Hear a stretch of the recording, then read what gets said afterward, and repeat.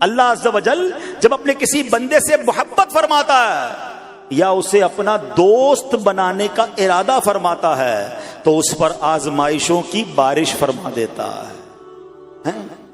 اب سوال ہے نا کہ میں اللہ دوست بھی بنا رہا ہے، اللہ کریم اس پر محبت بھی فرما رہا ہے اور آزمائشیں بھی بھیج رہا ہے۔ دوست پر آزمائشیں کون بھیجتا ہے؟ دوست کو تو راحتیں ڈالی جاتی ہیں۔ ہائے ہائے، اب یہی تو امتحان ہے، یہی تو چیک ہے۔ سنو، نبی پاک فرماتے ہیں تو جب اللہ اس پر آزمائش بھیجتا ہے نا، وہ بندہ اپنے رب کو پکارتا ہے، اے میرے رب عز و جل، تو اللہ فرماتا ہے میرے بندے تو جو کچھ مجھ سے مانگے گا میں تجھے عطا فرماؤں گا، تو جلد ہی تجھے دے دوں گا اور اسے تیری آخرت کے لیے ذخیرہ کر دوں گا۔ سبحان اللہ، یعنی اللہ والوں کو آزمایا جاتا ہے، ان کے درجات بلند کیے جاتے ہیں، ان کے گناہ معاف کیے جاتے ہیں۔ تو اے میرے پیارے اسلامی بھائیوں، کبھی بھی یہ ذہن میں خیال مت لانا کہ یار میں دین میں قریب آ رہا ہوں، میری آزمائشیں بڑھ رہی ہیں۔ سمجھ لو امتحان شروع ہو گیا ہے، ٹیسٹ شروع ہو گیا ہے، اب اس ٹیسٹ میں مجھے کامیاب ہونا ہے اور اللہ کے مزید قریب جانا ہے۔ زندگی میں جو گناہ ہو گئے ہیں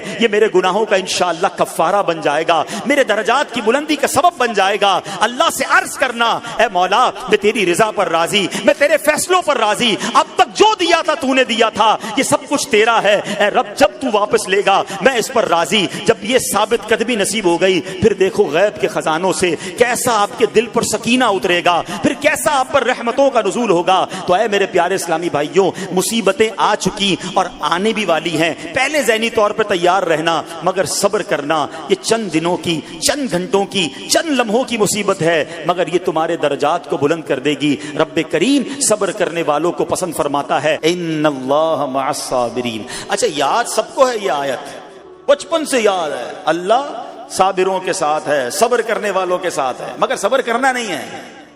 امتحان آنا ہے تو صبر کرنا نہیں ہے، آیت سب کو پتا ہے۔ اچھا، جس کے ساتھ پرابلم ہو جائے نا اس کو بھی بندہ درس دینے جا رہا ہوتا ہے، بھائی صبر کرنا، اللہ آپ کو صبر دے، لیکن جب اس پر امتحان آتا تو یہ صبر کرتا نہیں ہے۔ دوسروں کو درس دے رہا تھا، آج تیری باری آئی ہے نا، تو صبر کا دامن نہ چھوڑیں۔ میں آپ کو ایک بات سوال پوچھنا چاہتا ہوں، آج کل ہم بڑے لوگوں سے تعلقات کیوں بنانے کی کوشش کرتے ہیں؟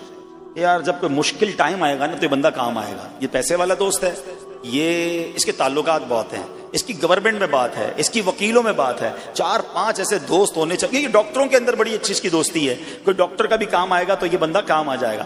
ہم دنیا والوں سے تعلقات اس لیے بناتے ہیں تاکہ یار مصیبت آئے تو یہ بندہ کام آئے، اور نارملی اکثر ایسا ہوتا ہے کہ جس سے امید رکھی ہوتی ہے مصیبت کے وقت غائب ہو جاتا ہے۔ لیکن رب خود قرآن میں فرما رہا ہے، ان اللہ مع الصابرین، صبر کر لو اللہ کی رحمت تمہارے ساتھ ہو جائے گی۔ اب میں آپ سے سوال کرتا ہوں، دنیا کے تعلقات ہوں یہ ضروری ہے یا یہ فائدہ مند ہے، یا بندہ صبر کر لے تو اللہ کی رحمت ساتھ ہو جائے، سارے غم ویسے ہی دور ہو جائیں گے؟ صبر، اس کو نہیں چھوڑنا ہے۔ تو حضرت ایوب علیہ السلام کی زندگی میں ایک اور واقعہ یہ ہوا کہ جب آپ بیمار تھے، آپ کو پتہ جب بندہ بیمار ہوتا ہے تو بعض اوقات اس کی طبیعت میں کیفیات بھی ہوتی ہیں، تو آپ نے اپنی زوجہ کو پکارا، تو آپ کی زوجہ کچھ دیر میں حاضر ہوئی، تو آپ نے جلال میں آ کر اس کو 100 درے، اپنی زوجہ کو 100 کوڑے مارنے کی قسم کھا لی۔ اب جب صحت آ گئی تو قسم تو آپ نے کھائی ہوئی تھی، تو اب کیا کرتے؟ اس بیوی نے تو خدمت بھی بہت کی تھی، اب اسے کوئی خاص کیفیت تھی، آپ نے قسم اٹھا لی تھی۔ سبحان اللہ، ایوب علیہ السلام کو اللہ کریم نے قرآن میں کیا حکم دیا کہ اے ایوب، آپ ایک یعنی 100 جس کو کہتے ہیں تنکے، 100 تنکوں والی جھاڑو لیں اور اس جھاڑو کو ایک مرتبہ اپنی بیوی کو مار دیجئے تو آپ کی قسم جو ہے وہ پوری ہو جائے گی، یعنی قسم کا کفارہ نہیں دینا ہوگا۔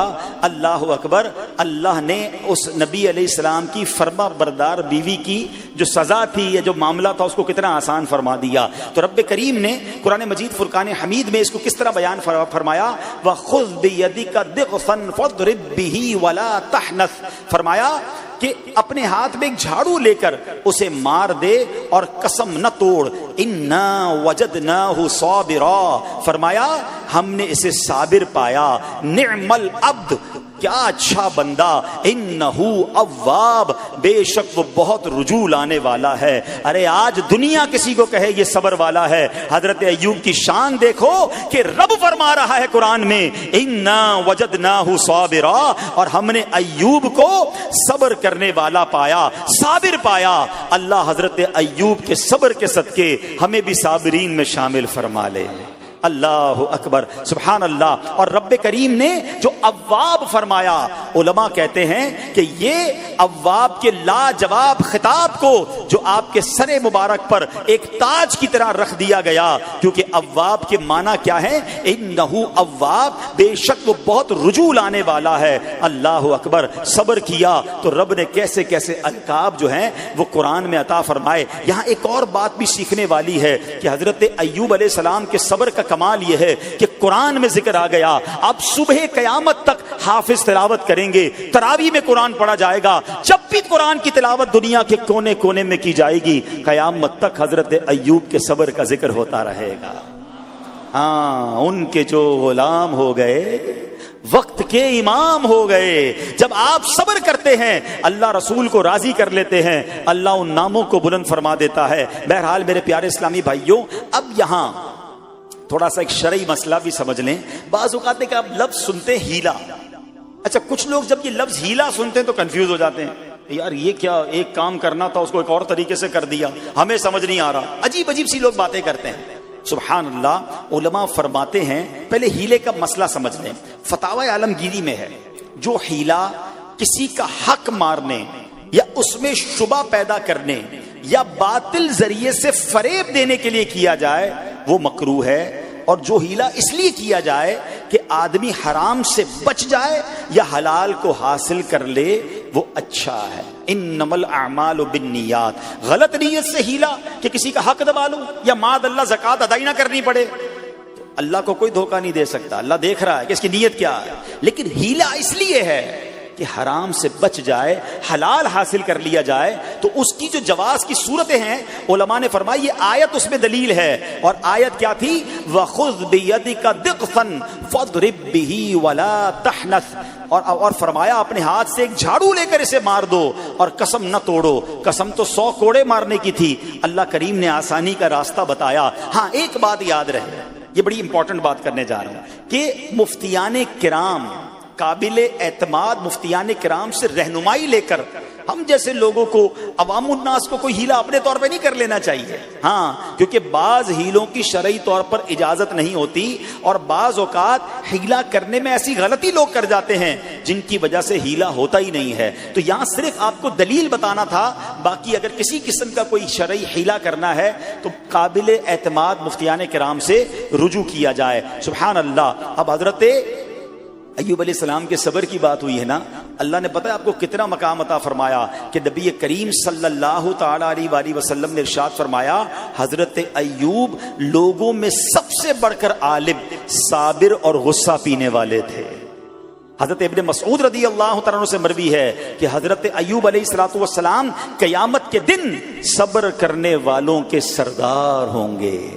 ہاں, صبر کرنے والوں کے بھی سردار ہوں گے. اچھا, بعض اوقات ہوتا کیا ہے, اچانک کوئی پرابلم آ گئی, کہیں آگ لگ گئی, گاڑی میں نقصان ہو گیا, پیسے چوری ہو گئے, موبائل چوری ہو گیا, کوئی چیز میں نقصان ہو گیا, کاروبار میں نقصان ہو گیا, صحت خراب ہوئی. بندہ کہتا ہے یار یہ میرے ساتھ کیوں ہوا ہے, میں نے ایسا کیا کیا ہے. بعض اوقات زبان سے شکوے, شکایت, حالانکہ قرآن مجید فرقان حمید نے تو پہلے ہی ہمیں بتا دیا ہے. ہمارا پرابلم پتہ ہی کیا ہے, ہم بہت ساری باتیں جانتے ہیں دنیا کی, قرآن و حدیث پڑھتے نہیں ہیں تو مینٹلی پریپیئرڈ نہیں رہتے. آپ کو پہلے ہی پتا ہو کہ یار گرمیاں آنے والی ہیں تو اچانک گرمیاں آئیں گی تو پریشان نہیں ہوں گے نا. آپ کو پتا تھا جون جولائی میں گرمی ہوتی ہے, بھائی سردیاں نہیں ہوتی. آپ پنکھا بھی تیار رکھتے ہیں, ٹھنڈا پانی کا انتظام بھی رکھتے ہیں, گرمی کے وقت باہر کم نکلتے ہیں. اور سردیاں آتی ہیں آپ کو پہلے ہی پتا ہوتا ہے, رضائی تیار کر لیتے ہیں, سویٹر نکال لیتے ہیں. ایسا نہیں ہوتا کہ صبح اٹھتے تو 40 ڈگری ہوتا ہے, دوسرے دن اٹھتے تو 5 ڈگری ہوتا ہے. بندہ کہ یار آج ٹھنڈ کی ہو گئی, کل گرمی کی ہو گئی. مینٹلی پریپیئرڈ جب بندہ ہوتا ہے تو وہ تیار ہوتا ہے.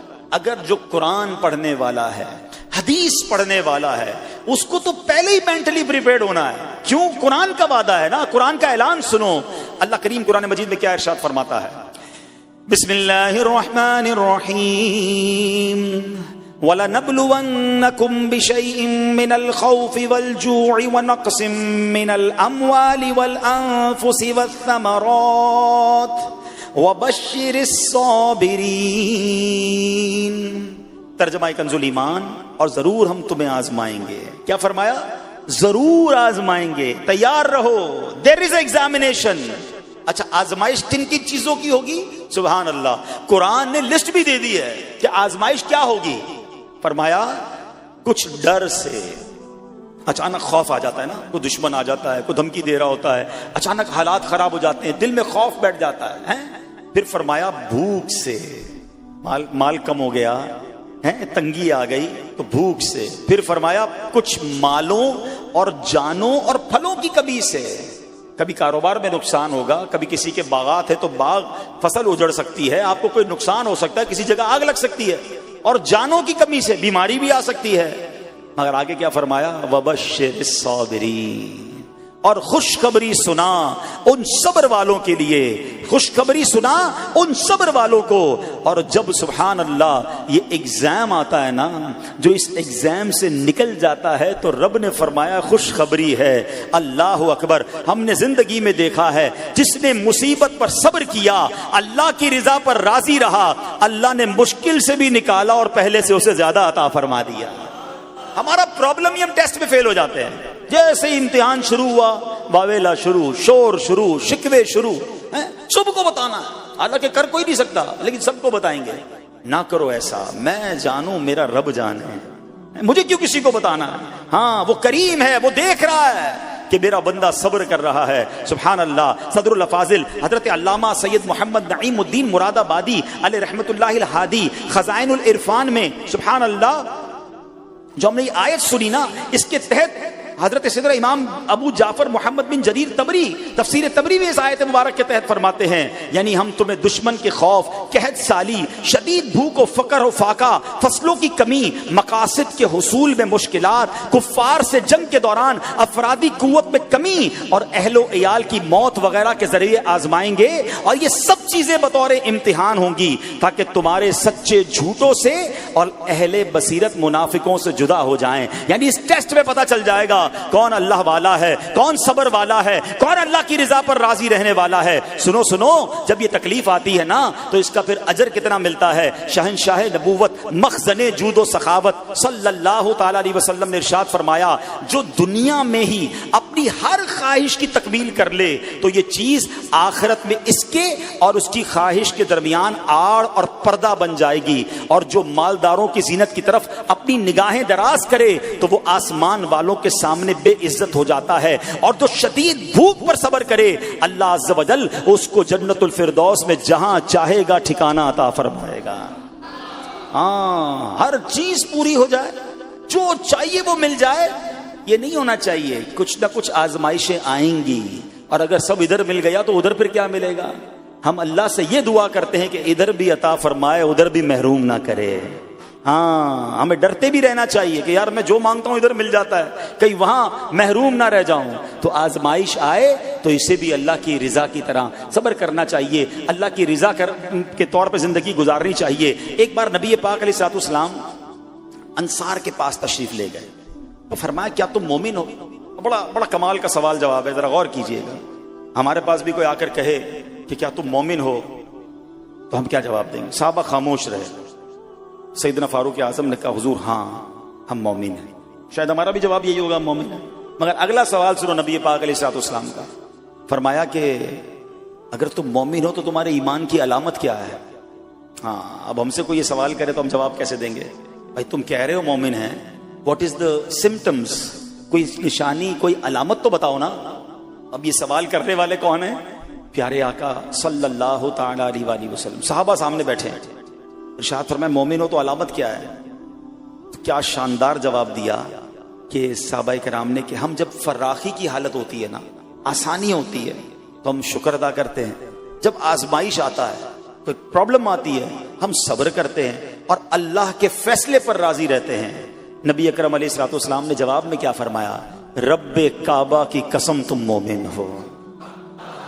تو پتہ یہ چلا کہ مومن ہونے کی نشانی یہ ہے کہ جب اچھے دن آئیں تو شکر کرے، اور مشکل کے دن آئیں تو اللہ کی رضا پر، اللہ کے فیصلوں پر راضی رہے، صبر کرے۔ اب آؤ سوال کرتے ہیں، اچھے دن آتے تو ہم کیا کرتے ہیں؟ ارے بھائی میں تو انتظار میں تھا، تھوڑے پیسے آئیں تو فلاں عیاشی کروں، فلاں گناہ کروں، تھوڑے پیسے تھے تو وہ کام ہی نہیں کر پا رہا تھا، اب تو موقع لگا ہے، اب تو دن آئے ہیں۔ معاذ اللہ، جس کو اللہ نعمتیں دیتا ہے، فراخی دیتا ہے، تو وہ اللہ کی نافرمانی میں لگ جاتا ہے، اور جب اس کو کوئی آزمائش بھیجتا ہے تو وہ ناشکری کہہ کر، بلکہ بعض اوقات تو کفریہ کلمات منہ سے نکال کر ایمان سے بھی ہاتھ دھو بیٹھتا ہے۔ ایسا نہیں ہونا چاہیے۔ عقل مند وہ ہے، یاد رکھنا کہ رب جتنی عطائیں بڑھائے ہم اتنے سجدے بڑھائیں، ہم اتنے صدقے بڑھائیں۔ دیکھو نا دنیا میں کیا ہوتا ہے، آپ کو کوئی تحفہ دے، آپ کیا کہتے ہیں؟ شکریہ، جزاک اللہ۔ دوبارہ تحفہ دے، آپ کہتے ہیں بہت مہربانی۔ تیسری بار دے، بندہ کہ یار یہ تو مجھ پر کتنا مہربان ہے۔ اتنی مہربانیاں، ناراض نہیں ہونا چاہیے۔ جو تمہیں دنیا میں 2-4 تحفے دے دے، تم اسے ناراض نہیں کرنا چاہتے۔ جب سے میں پیدا ہوا، جب سے وہ نواز رہا ہے، وہ ناراض نہ ہو جائے اس کا کوئی خیال نہیں، وہ دیے جا رہا ہے۔ ہم تو دیکھتے ہیں نا، بندہ غریب ہوتا ہے، تھوڑے گناہ، جیسے جیسے امیر ہوتا گیا اس کے پر پرزے نکلنا شروع ہو جاتے ہیں، مسجد سے دور، نمازوں سے دور، معاذ اللہ حرام کاموں میں پڑ جاتا ہے۔ ارے اللہ کے بندے، تجھے رب نواز رہا ہے، تیرے تو سجدے بڑھنے چاہیے تھے۔ لیکن ہوتا کیا ہے، وہ عطائیں بڑھاتا ہے، لوگ خطائیں بڑھاتے ہیں۔ نہ کرو ایسا۔ جب فراخی ہو، جب اللہ کی طرف سے آسانی ہو تو شکر ہو، اور جب آزمائش آئے تو صبر ہو۔ یہی مومن کی نشانی ہے۔ اور اللہ سے دعا کرتے ہیں آج بڑی رات، جمعرات کی رات، کہ اللہ کریم ہمیں اپنے شکر گزار اور صبر کرنے والے بندوں میں شامل فرما لے۔ اور یقین کریں، صبر کا جو پھل ہے نا، وہ کہتے ہیں نا صبر کا پھل میٹھا، اوہ بالکل ٹھیک کہا، بلکہ بہت میٹھا ہے۔ سنو، اللہ عز و جل فرماتا ہے کہ جب میں کسی بندے کو بیماری میں مبتلا کروں، ہو سکتا ہے یہاں بھی میرا کوئی بھائی بیمار بیٹھا ہو، مدنی چینل کے ناظرین میں سے کوئی بیمار بیٹھا ہو، دیکھو بیماری آئے نا، شکوہ مت کرنا، صبر کرنا۔ فضیلت سنو، حدیث قدسی ہے، اللہ فرماتا ہے جب میں اپنے کسی بندے کو بیماری میں مبتلا کروں اور وہ اس پر صبر کرے، کسی سے شکایت نہ کرے، تو میں اس کے گوشت کو اچھے گوشت سے اور اس کے خون کو اچھے خون سے بدل دیتا ہوں۔ پھر اگر اسے شفا دیتا ہوں تو ایسی شفا دیتا ہوں کہ اس کے نامہ اعمال میں کوئی گناہ نہیں رہتا، اور اگر میں اسے دنیا سے اٹھا لوں تو اسے اپنی رحمت کاملہ کے سائے میں لے جاتا ہوں۔ ارے کمال ہو گیا، بیماری آئی، بیماری جب جاتی ہے تو گناہوں سے بھی پاک کر کے جاتی ہے۔ صرف ایک ہی تو کنڈیشن ہے، صبر کرنا۔ بیماری آئی، صبر کرنا، ہاں کسی سے بات نہ کریں، شکوہ نہ کریں، اللہ کی بارگاہ میں عرض کریں مولا تیری مہربانی، ہاتھ میں درد ہے باقی جسم تو سلامت ہے، اے اللہ آنکھ میں درد ہے باقی جسم تو سلامت ہے، اے اللہ گردوں میں پرابلم ہے میرا باقی جسم تو سلامت ہے، یہ بھی تیری مہربانی ہے۔ اللہ کرے کہ ہم شکر گزار بندے بن جائیں، کیونکہ یہ بیماری تو ہمارے گناہ معاف کروانے آئی تھی، مگر افسوس یہ ہے کہ جو گناہ معاف کروانے والا کام ہمارے ساتھ ہوا اس میں بھی ہم نے اللہ کو ناراض کر دیا اور شکوے شکایات کی۔ سنو، اس نے اخلاق کے پیکر نبیوں کے تاجور صلی اللہ تعالی علیہ وسلم نے ارشاد فرمایا، ابھی تو صرف بیماری کی بات ہوئی نا، اب آؤ اگر کسی کو کاروبار میں نقصان ہو گیا، کسی کے پیسے کم ہو گئے، کسی کی جان و مال کا کوئی نقصان ہوا، کوئی آگ وغیرہ لگ گئی، سنو اللہ کے حبیب علیہ الصلوۃ والسلام نے فرماتے ہیں کہ اللہ ارشاد فرماتا ہے، پھر حدیث قدسی ہے کہ جب میں اپنے کسی بندے کے بدن یا اس کے مال یا اس کی اولاد کی طرف کوئی سختی بھیجوں، پھر وہ صبر جمیل کے ساتھ اس کا استقبال کرے، تو قیامت کے دن مجھے اس سے حیا آئے گی کہ میں اس کے لیے میزان قائم کروں یا اس کا نامہ اعمال کھولوں۔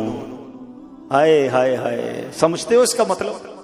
اللہ فرما رہا ہے مجھے حیا آئے گی کہ اپنے بندے سے اب کیا حساب لوں۔ جب آزمائش بھیجی تھی تو اس نے صبر کیا تھا، اس نے شکوہ نہیں کیا تھا۔ خدا کی قسم میں آپ سے پوچھتا ہوں، میرا کوئی نقصان ہو جائے اور قیامت کے دن میرا نامہ اعمال نہ کھولا جائے، مجھے اللہ کی بارگاہ میں حساب نہ دینا پڑے، مجھے بتاؤ یہ دنیا کے حساب نقصان کی کیا حیثیت ہے اگر ادھر بخشا جائے؟ سنو تو صحیح، رب فرما رہا ہے کہ مجھے حیا آتی ہے کہ اس کے لیے میزان قائم کروں یا اس کا نامہ اعمال کھولوں۔ ارے یہ ساری دنیا کی دولت، یہ ساری دنیا کی آسائشیں ایک طرف، اگر قیامت کے دن حساب کتاب میں آسانی مل جائے، اللہ بلا حساب جنت میں داخل کر دے، اس سے بڑھ کر کوئی نعمت نہیں۔ مگر آج افسوس یہ ہوتا ہے کہ اگر کسی پر امتحان آتا ہے، وہ اس امتحان میں فیل ہو جاتا ہے۔ اس حدیث میں ایک لفظ استعمال ہوا صبر جمیل کے ساتھ۔ اب یہ بھی بڑا مسئلہ ہے کہ لوگوں کو یہی نہیں پتا کہ صبر جمیل ہے کیا۔ لوگ کہتے تو بہت ہیں اللہ پاک آپ کو صبر جمیل عطا فرمائے، اب اس سے پوچھو بھائی صبر جمیل کی تعریف کیا ہے، تو پھر تعریف نہیں پتا ہوتی۔ یہ کسی جمیل بھائی کا صبر نہیں ہے کہ جس کو صبر جمیل کہا جاتا ہے۔ صبر جمیل کی تعریف سمجھو۔ علماء کہتے ہیں کسی مصیبت زدہ اور غیر مصیبت زدہ کو برابر میں دیکھو، مگر دونوں میں کوئی فرق نظر نہ آئے، یعنی چہرہ بھی نہ بتائے کہ وہ کسی مشکل میں ہے، اس کی عادتیں بھی نہ بتائیں کہ وہ کسی پرابلم میں ہے، یعنی اس کو دیکھ کر پتہ ہی نہ چلے کہ وہ بڑی مشکل میں ہے۔ فرمایا یہ ہے صبر جمیل۔ مگر آج ہمارا حال یہ ہے، ہمارا چہرہ بتا دیتا ہے بھائی خیر تو ہے، بڑی ٹینشن میں ہو، ہاں یار کیا کروں بس موبائل ٹوٹ گیا، ارے بھائی بڑی چہرے پہ بڑی ہوائیاں اڑ رہی ہیں، بس کیا کروں جناب آج 5,000 روپے کھو گئے۔ 5,000 روپے کھو جائیں، چھوٹا سا نقصان ہو جائے، ہمارا چہرہ بتا دیتا ہے کہ ہمارے ساتھ کوئی معاملہ ہوا ہے۔ صبر جمیل یہ ہے کہ دیکھ کر کوئی پہچان ہی نہ سکے کہ یہ بندہ کتنی مشکل میں ہے، چاہے اندر کتنی تکلیف میں ہو، دنیا والوں کو نہ بتائے کیونکہ وہ رب کا بندہ ہے، وہ اللہ کی بارگاہ میں فریاد کرے۔ یہ صبر جمیل ہے اور اللہ اسے ہم سب کو نصیب فرمائے۔ ہاں یہ بڑی کمال کی بات ہے۔ ہم کیا کرتے ہیں سارے جہان کو بتاتے ہیں، اچھا پھر آخر میں لوگ کہتے بھی ہیں جب پورے محلے کو بتا دیا نا، پھر اس کے بعد کہتے ہیں بس کیا کریں بھائی صبر ہی کر رہے ہیں۔ اب آپ صبر نہیں کر رہے حضرت، ہاں آپ کا صبر چلا گیا، آپ نے ساری دنیا کو تو بتا دیا۔ صبر یہ ہے کہ صبر پہلے صدمے پر ہوتا ہے، جیسے ہی آپ کو کوئی صدمہ لگا نا، اب آپ جانے رب جانے، نہ بتائیں کسی کو، ٹھیک ہے وہ الگ بات ہے آپ کسی کو دعا کے لیے کہہ دیں، لیکن بڑا نقصان ہو گیا، بڑی مشکل ہو گئی، بڑی پریشانی ہو گئی، اس سے حل تو کوئی نہیں ہونا۔ اچھا ہمارا ماجرا ایک اور بھی بڑا عجیب ہے، مشکل ہو جائے تو سب کو بتاتے ہیں، آسانی ہو جائے تو پھر کسی کو نہیں بتاتے ہیں۔ 5,000 کا نقصان سارے محلے کو پتا ہے، 50,000 کا فائدہ ہوا پھر کسی کو بتایا آپ نے؟ نہیں یار بتاؤں گا تو نظر لگ جائے گی، گھر والوں کو تو بالکل بھی نہیں بتاؤں گا، خرچہ بڑھا دیں گے۔ گھر والوں کو ساری ٹینشن کی خبریں جا کے دے رہے ہوتے ہیں، مارکیٹ میں بڑا نقصان ہو گیا، آج بڑا مندہ ہے، ارے بھائی کاروبار بالکل نہیں ہے، تاکہ گھر والوں کا خرچہ روک سکے۔ اور جیسے ہی کاروبار اچھا ہو گیا گھر جاتے پھر بھی وہی والا منہ بنا لیتے ہیں تاکہ ان کو پتہ نہ چلے میں بڑے پیسے کمانے لگا ہوں۔ یہ نہ کیا کریں۔ ہاں ٹینشن آپ کسی کو بتا کر اپنا صرف ثواب ضائع کرتے ہیں، باقی کچھ نہیں ہوتا، کرنا رب نے ہے۔ اور یہ اگر آزمائش میرے درجے بلند کرنے آئی ہے، اگر یہ آزمائش مجھے اللہ کے قریب کرنے آئی ہے، تو پھر تو اس کا استقبال ہونا چاہیے نا۔ ہاں ہمارے بزرگان دین تو آزمائشوں کا استقبال کیا کرتے تھے۔ اور سنو یہاں ہو سکتا ہے کہ میرا کوئی نابینا بھائی بیٹھا ہو، بعض اوقات ایسا بھی ہوتا ہے کہ اچانک کسی کی بینائی چلی جاتی ہے، آنکھیں ٹھیک ہوتی ہیں اور اچانک ایکسیڈنٹ ہوا یا کوئی واقعہ ہوا ہے، بہت بڑی آزمائش۔ اللہ اس آزمائش سے ہمیں محفوظ رکھے۔ مگر دیکھو میرے رب کی شان دیکھو، جب بھی کوئی تکلیف آتی ہے نا بندہ صبر کرے، اس تکلیف کا اجر تیار ہے، اس کا کمال سے اس کی رحمت تیار ہے، رحمت کی برسات تیار ہے۔ سنو اللہ فرماتا ہے کہ اے جبرائیل جب میں اپنی کسی بندے کی بینائی لے لوں تو اس کا اجر یہ ہے کہ میں اسے اپنے دیدار سے مشرف فرماؤں گا۔ ہاں آنکھیں گئی ہیں مگر اللہ فرماتا ہے میں اپنا دیدار کرواؤں گا، بس صرف صبر کرنا ہے۔ اسی طرح میرے پیارے اسلامی بھائیوں، بعض لوگوں کے یہاں بچے کا انتقال ہو جاتا ہے، چھوٹے چھوٹے بچوں کا انتقال ہو جاتا ہے، یا بعض اوقات پیدائشی بچہ مرا ہوا ہوتا ہے، پیدا اس کا انتقال ہو جاتا ہے، یا بعض اوقات ولادت سے پہلے ہی بچہ ضائع ہو جاتا ہے، بہت شور، بڑا واویلا، بڑا رونا پیٹنا گھروں میں ہوتا ہے۔ مت کیا کرو ایسا، یقین کریں یہ بہت بڑا انعام تمہیں ملنے جا رہا ہے۔ ایسا نہ ہو یہ رونا پیٹنا، یہ بے صبری، یہ اللہ کی بارگاہ میں شکوے شکایات، اتنے بڑے تم اجر سے محروم رہ جاؤ۔ سنو اللہ کے آخری نبی صلی اللہ تعالی علیہ وسلم نے فرمایا جس مسلمان جوڑے کے 3 بچے انتقال کر جائیں اللہ عز و جل ان بچوں پر فضل و رحمت کرتے ہوئے ان دونوں یعنی ماں باپ کو جنت میں داخل فرمائے گا۔ صحابہ کرام نے عرض کی کسی کے 2 بچے، فرمایا 2 بچے بھی، پھر عرض کی اور 1، فرمایا 1 بھی، پھر فرمایا اس ذات کی قسم جس کے قبضہ قدرت میں میری جان ہے، جس عورت کا کچا بچہ فوت ہو جائے یعنی حمل ضائع ہو جائے اور وہ اس پر صبر کرے تو وہ بچہ اپنی ماں کو اپنی ناف کے ذریعے کھینچتا ہوا جنت میں لے جائے گا. یہ تو جنت کا ٹکٹ تھا. مگر شکوے شکایات الامان والافیز، گھر میں موت میت کو نقصان ہو جائے، ہماری عورتیں ہمارے گھر کے افراد وہ واویلا کرتے ہیں. معاذ اللہ، بعض اوقات تو کفریہ کلمات زبان پر ہوتے ہیں. معاذ اللہ ثم معاذ اللہ، کہتے کہ اللہ کو ہمارا ہی گھر ملا تھا، اتنے چھوٹے بچے کا کیا قصور تھا. استغفر اللہ. یہ تمہارے جملے، ایک تو گھر میں مصیبت پہلے ہی آئی ہوئی ہے اور تم اللہ پر اعتراض کر کے معاذ اللہ اللہ کو ظالم کہہ کے اپنا ایمان بھی ضائع کر بیٹھے. یہ تو اس سے بڑی مصیبت ہو گئی نا. تو نہ کریں ایسا. سیکھو. آج میں نے آپ کے سامنے حضرت ایوب علیہ الصلوۃ والسلام کی سیرت اور قرآنی واقعہ بیان کیا کہ سب کچھ چلا گیا مگر وہ اللہ کی رضا پر راضی تھے. رب نے انہیں صبر کرنے والا بندہ بھی فرمایا اور ساری نعمتیں پہلے سے زیادہ عطا فرما دی. ہاں بالکل نوازا جائے گا. صبر کا دامن اگر نہ چھوڑیں. سنو ہمارے اسلاف کیسے صبر کرتے تھے. حضرت سیدنا فتح موصلی رحمت اللہ تعالی علیہ کی زوجہ محترمہ رضی اللہ تعالی عنہا کا پاؤں پھسل گیا اور ان کا ناخن ٹوٹ گیا. وہ مسکرانے لگی. اللہ اکبر. کبھی کبھی ہمارا بھی ناخن ٹوٹا ہوگا، بہت تکلیف ہوتی ہے. ناخن ٹوٹے تو جان نکل جاتی ہے مگر آپ مسکرانے لگی. کسی نے پوچھا کہ آپ کو ناخن ٹوٹنے کا درد نہیں ہوا، آپ مسکرا رہی ہیں؟ تو فرماتی ہیں کہ اس درد پر جو ثواب ملے گا نا، مجھے درد پر صبر کروں گی اور جو مجھے اس پر ثواب ملے گا تو اس ثواب کے تصور نے میرے درد کی تلخی کو دور کر دیا. ہائے ہائے ہائے، یہ ہیں اللہ والے. ہاں صبر کرنا کوئی ان سے سیکھے.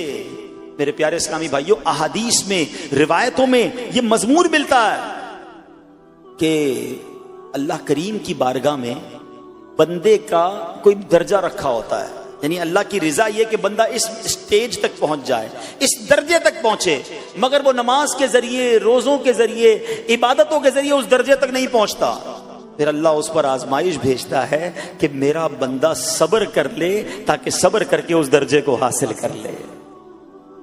ہائے ہائے، یعنی مجھ پر کوئی آزمائش آئی تھی میرے درجے بڑھانے، مگر ہائے میری بے صبری کہ میں نے وہ درجہ پانے کا موقع ضائع کر دیا، میں نے وہ ثواب پانے کا موقع ضائع کر دیا. خدا را یاد رکھنا، اگر کسی آزمائش سے گزر رہے ہو تب بھی، اور اگر آئندہ کوئی آزمائش آئے، صبر کا دامن نہ چھوڑنا. یہ تصور کر لینا کہ یہ میرے گناہ معاف کرنے کا ذریعہ بن رہا ہے، یہ میرے درجے بڑھانے کا ذریعہ بن رہا ہے. اور سنو، جب مصیبت آئے تو پڑھنا کیا ہے. رسول اللہ صلی اللہ تعالی علیہ وآلہ وسلم نے فرمایا، جو مصیبت کے وقت انا للہ و انا الیہ راجعون کہتا ہے تو اللہ عز و جل اس کی پریشانی دور فرما دیتا ہے اور اس کے کام کا انجام اچھا فرماتا ہے اور اسے ایسا بدل عطا فرماتا ہے جس پر وہ راضی ہو جاتا ہے.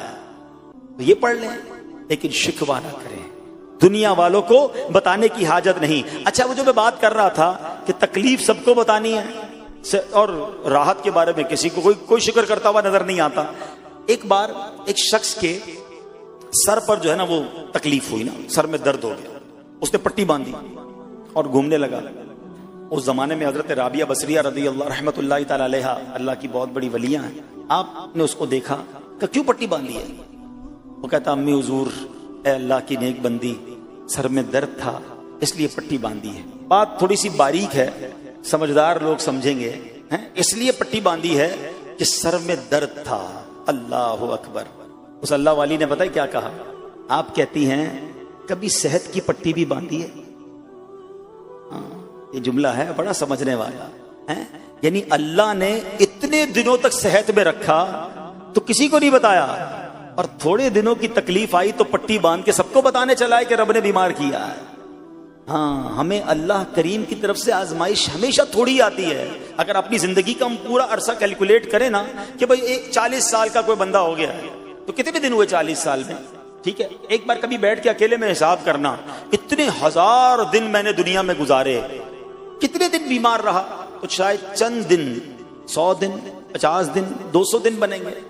کئی ہزار دنوں میں سے اگر چند دن اللہ نے مجھ پر آزمائش ڈالی تو ہزاروں دن راحت بھی تو ڈالی نا. صحت بھی تو عطا فرمایا. اتنے دن جس رب نے چھاؤں میں کھڑا کیا, اگر تھوڑی دیر کے لیے دھوپ آئی ہے تو مجھے شکوہ نہیں کرنے چاہیے. یاد رکھنا ہر رات کے بعد صبح ہے, ہر دھوپ کے بعد چھاؤں ہے. اگر تم انتظار کرو گے تو رب ایسی رحمت تم پر نازل کرے گا, اپنے غیب کے خزانوں سے عطا فرمائے گا. قرآن میں رب نے وعدہ کیا ہے وَمَن يَتَوَکَّلْ عَلَى اللَّهِ فَهُوَ حَسْبُهُ, جو اللہ پر بھروسہ کرے اللہ اس کے لیے کافی ہے. مگر ہمارا پرابلم یہ ہے کہ جب مشکل آتی ہے ہم یہ ساری باتیں بھول کر بس شکوہ, شکایات اور پریشانی میں چلے جاتے ہیں. ارے آپ اس مصیبت کو اللہ کی طرف سے نعمت سمجھ لو, اللہ کی طرف سے یہ سمجھ لو کہ میرے گناہ معاف کروانے, میرے درجات بلند کرنے کے لیے آیا ہے. اچھا اب ایک اور بات, بعض اوقات شیطان ہے نا وہ کسی کے دماغ میں وسوسہ ڈالتا ہے کہ یار جب میں نمازیں نہیں پڑھتا تھا نا تب تو اتنا پریشان نہیں رہتا تھا, جب سے نمازیں شروع کی, دعوت اسلامی کے اجتماع میں آنے لگا, مدنی قافلوں میں سفر شروع کر دیا,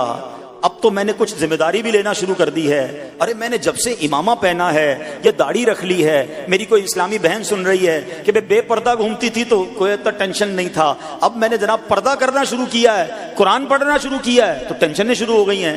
اب شیطان بعض لوگوں کے ذہنوں میں یہ وسوسہ ڈالتا ہے کہ میں تو دین کے قریب ہو رہا ہوں, اللہ کے قریب ہو رہا ہوں, اور مجھ پر آزمائشیں کیوں آ رہی ہیں. سنو سبحان اللہ, اللہ کے حبیب علیہ الصلوۃ والسلام کی کیا شان ہے. اعلیٰ حضرت ایسے ہی نہیں کہتے کہ میں نثار تیرے کلام پر ملی یوں تو کس کو زبان نہیں, وہ سخن ہے جس میں سخن نہ ہو, وہ بیان ہے جس کا بیان نہیں. میرے آقا نے کم و بیش 1450 سال پہلے یہ مسئلہ سالو کر دیا. حضرت سیدنا سعد بن ابو وقاص رضی اللہ تعالیٰ عنہ فرماتے ہیں کہ میں نے عرض کی یا رسول اللہ صلی اللہ تعالیٰ علیہ وسلم, سب سے زیادہ مصیبتیں کن لوگوں پر؟ گلی مکا دی نا, پنجابی میں کہتے ہیں نا گالی بات ہی ختم کر دی. حضور یہ بتائیں سب سے زیادہ مصیبتیں کن لوگوں پر آئیں؟ پیارے آقا نے فرمایا انبیاء پر. اللہ اکبر, اللہ کے سب سے قریب تو انبیاء ہیں نا, انبیاء پر, پھر ان لوگوں کے بعد جو لوگ بہتر ہیں, پھر ان کے بعد جو بہتر ہیں. سنو اب اگلا جملہ, بندے کو اپنی دینداری کے اعتبار سے مصیبت میں مبتلا کیا جاتا ہے. اگر وہ دین میں سخت ہوتا ہے اس کی آزمائش بھی سخت ہوتی ہے, اگر وہ دین میں کمزور ہوتا ہے تو اللہ عز و جل اس کی دینداری کے مطابق اسے آزماتا ہے. بندہ مصیبت میں مبتلا ہوتا رہتا ہے یہاں تک کہ اس کے دنیا میں ہی اس کے سارے گناہ بخش دیے جاتے ہیں. گویا اللہ کی یہ رحمت ہے کہ بندہ بڑا نیک ہو رہا ہے, رب چاہتا ہے کہ اس بندے پر آزمائش بھیجوں, میرا نیک بندہ صبر کرے, اس کے گناہ معاف ہو جائیں اور میرے پاس آئے تو اس کو جنت میں داخل کر دوں. اللہ اکبر. اے پیارے اسلامی بھائیوں یاد رکھنا, اب جو میں نے ایک سوال قائم کیا تھا نا کہ یار میں تو دین کے قریب, میں تو اللہ کے قریب ہونے کی کوشش کر رہا ہوں, اور ایک کے بعد ایک آزمائش آ رہی ہے, یہ کیا ہے؟